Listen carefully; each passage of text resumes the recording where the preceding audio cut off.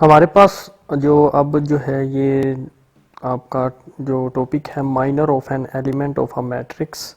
तो minor of an element क्या है?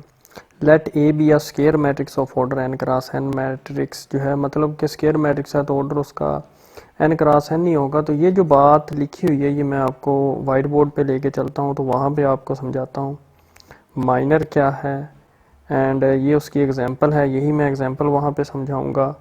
देन आपके पास जो है ये कोफैक्टर ऑफ एन एलिमेंट है। तो cofactor of an element of a matrix, एक मैट्रिक्स के एलिमेंट का कोफैक्टर क्या होता है उसकी ये एग्जांपल है हमारे पास। चलते हैं बोर्ड पे।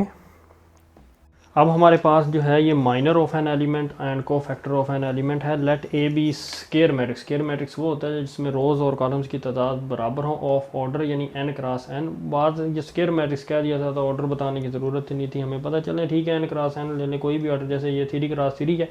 The minor of M I J of the element denote करते हैं एम आई जे से, माइनर को डिनोट करते हैं एम आई जे से। और the element A I J is the determinant of n minus 1 cross n minus 1 matrix obtained by deleting the ith and jth column from A। अब मैं बात करता हूँ, आपको बताता हूँ कि अगर ये आपके पास मैट्रिक्स आप देखें ये स्केयर मैट्रिक्स है माइनर ऑफ 3, इसका हमने लेना है। तो आप देखें ये फर्स्ट रो में एंड सेकंड कॉलम में, ये इसको ज़रा गौर करें। ये है आपका I, ये है आपका J, तो इसलिए M12।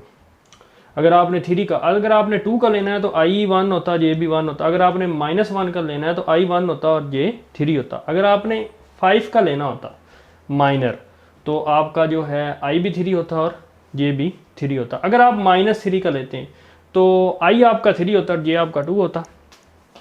अब आपके पास है यहाँ पे 3, तो हमने 3 का माइनर लेना जो कि बिलोंग करता है किससे, रुकन है, एलिमेंट है ए का, इज डिनोटेड बाय, क्योंकि ये आपको मैंने बताया आई और जे, तो यहाँ पे M1 2 जैसे आई जे है तो आपको पता चल गया। और एलिमेंट ए आई जे यानी 1 2 कौन सा है, एलिमेंट 1 और 2 कौन सा है आपका 3, यानी इसका आप माइनर लेने लगे हैं तो वो क्या होगा, deleting the ith row, ith row आपकी क्या है first row and jth column, तो कॉलम आपका क्या है jth, ये इन दोनों को डिलीट कर देना है। 1 0 2 5 जो बाकी बच गया उसका आपने क्या ले लेना है, डिटर्मिनेंट। तो आप डिटर्मिनेंट लेंगे तो ये है आपका माइनर ऑफ 3। अच्छा, अब आते हैं कोफैक्टर ऑफ एन एलिमेंट की तरफ। Let A be a non singular matrix. सबसे पहले वो नॉन सिंगुलर होना चाहिए। नॉन सिंगुलर में डिटर्मिनेंट जो है वो डज नॉट इक्वल टू 0, 0 नहीं होना चाहिए, उसके अलावा कोई भी हो, माइनस में हो, प्लस में हो, जो मर्जी हो। Matrix of order n cross n and let Cij denoted the cofactor of the element. Cij के साथ जो है डिनोट कर, माइनर को Mij, कोफैक्टर को Cij के साथ डिनोट करते हैं। एंट्री वही कोरस्पॉन्डिंग Ai, ये belong to A, then it's defined as, ये लिखा हुआ मैं आपको बताता हूँ क्या है ये। ऐसे ही अब हम लेते हैं कोफैक्टर जो है 3 का जो कि बिलोंग करता है A के साथ, C12 वही बात, I1 J2 C12, यहाँ पे M12 यहाँ पे C12, माइनर को M के साथ और कोफैक्टर को C के साथ। देन ये फार्मूला -1 I आपका क्या है 1, ये आपका क्या है 2 2, देन Mij यानी वही M12 आपने वो जैसे फाइंड करना है वो आपके पास ये है। -1 की पावर 3 जो अगर क्या हो आपके पास ऑड हो तो माइनस, तो 1025 को जब आपने डिटर्मिनेंट लिया तो 5, देन ये माइनस क्या आंसर आ जाएगा -5। तो ये है आपका कोफैक्टर ऑफ 3। ऐसे ही आप हर एलिमेंट का माइनर ले सकते हैं और हर एलिमेंट का कोफैक्टर फाइंड कर सकते हैं।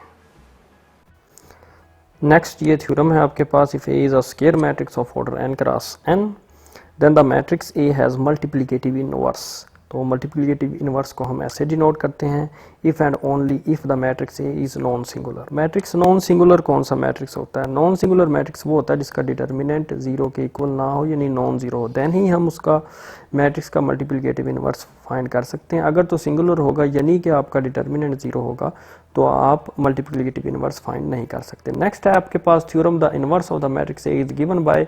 तो मैंने जो पीछे आपको इन्वर्स करने का तरीका बताया था ये थोड़ा सा उससे डिफरेंट है, तो मैंने आपको अर्जाइंट का तरीका बता दिया था। यहाँ पे उसने अर्जाइंट नहीं लिखा हुआ, यहाँ पे उसने लिखा हुआ A inverse is equal to 1 over determinant A. Cij जो है ये कोफैक्टर है, तमाम आपने एलिमेंट के कोरस्पॉन्डिंग एलिमेंट्स के आपने क्या लेने हैं, को फैक्टर लेके उनका क्या ले लेना है, ट्रांसपोज ले लेना है। तो आपका C11 जो है ये आपके पास है, तो ये आप जनरली उसने लिया हुआ है। आगे हम एग्जांपल जो है हम आगे चलते हैं, एक एग्जांपल है वहाँ से आपको पता चल जाएगा। तो ये है आपके पास एग्जांपल, ये तो सिंपल एग्जांपल है। Example number 8, find if possible the multiplicative inverse of for the matrix ए। ये आपका मैट्रिक्स ए है, तो ये आपका नॉन सिंगुलर है, इसलिए क्योंकि 2 आ गया, 0 नहीं है, इसलिए आप इसका इन्वर्स फाइंड कर सकते हैं। तो चेक किया तो आपके पास ये है, पड़ताल की हुई है आपने। देन आपके पास एग्जांपल नंबर 9 है, if possible the multiplicative inverse of the following matrix. तो 0 आ गया, यानी सिंगुलर मैट्रिक्स है, तो इसका जो मल्टीप्लिकेटिव इनवर्स है वो डज नॉट एग्जिस्ट करेगा, डज नॉट एग्जिस्ट। देन है आपके पास find the multiplicative inverse of the following matrix. तो ये आपके पास ए मैट्रिक्स है, इसका आपने मल्टीप्लिकेटिव इनवर्स फाइंड करना है। हम आगे चलते हैं, आपके पास ये है आपके पास सोल्यूशन, हमने उसका डिटर्मिनेंट लिया तो आपके पास 12 आया, यानी आपके पास नॉन सिंगुलर मैट्रिक्स है।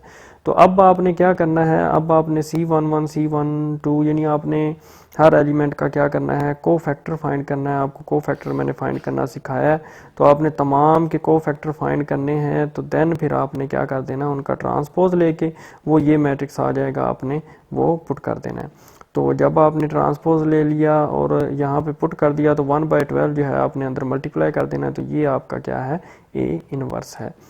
देन आपके पास क्या है, derivative of a matrix function. तो अगर मैट्रिक्स है तो अंदर उसके फंक्शंस गिवन दिए हैं, तो आप उसका डेरिवेटिव ले सकते हैं। आगे एग्जांपल आएगी, मैं वो आपको बता देता हूँ। और उसको हम ऐसे ए बार जो है उसको ऐसे डिनोट करते हैं। अगर फंक्शन ए टी है तो उसके ऊपर ये हम ये जो है छोटी सी जो है ये हम बार लगा देते हैं, या इसको कह दें कि ऐसे सुपरस्क्रिप्ट जो है ये लगा देते हैं। Derivative of a matrix of a function, ये है आपके पास एक मैट्रिक्स जो है m क्रॉस n ऑर्डर का, तो इसका डेरिवेटिव लेते हैं। आगे एग्जांपल आएगी वो आपको पता है। इसको डिनोट हम ऐसे करते हैं, ये आपके पास है, इसको हम ऐसे डिनोट करते हैं। तो देन है आपके पास इंटेग्रल ऑफ अ मैट्रिक्स यानी ऑफ अ फंक्शन। तो आपने इंटीग्रेशन लेना है। तो ये है आपके पास एक मैट्रिक्स, ये ए टी के साथ डिनोट किया हुआ है, तो उसका ये आपकी लोअर और अपर लिमिट दी गई है, लोअर टी 0 और यहाँ पे टी है। तो ये आपके पास है, तो आप उसका क्या ले लेंगे, इंटीग्रेशन ले लेंगे। आगे एग्जांपल है वो आपको पता चल जाएगी। नेक्स्ट चलते हैं, आगे है आपके पास ये आपके पास फंक्शन दिया हुआ है एग्जांपल नंबर 18 पे।